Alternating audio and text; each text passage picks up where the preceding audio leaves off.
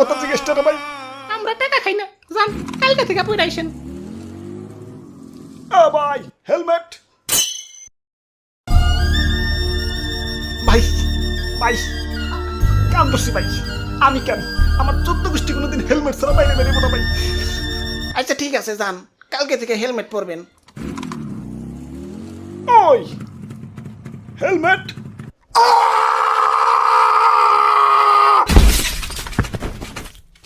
দাদু চলো ফেরত যাইগে। ওরে বাপুরে, ইয়া ফেরত যাওয়ার আর ধৈর্য নাই। ওই তো একটা হেলমেটের দোকান, খারাও আগে হেলমেটই নিয়ে আহি। হেলমেট জানবেন পকেটে টেহা আছে। টেয়া না থাকুক, এটা তো আছে। এখন তো পুলিশ নাই, জেলে তোর যাবো না। খারাও আইতাছি।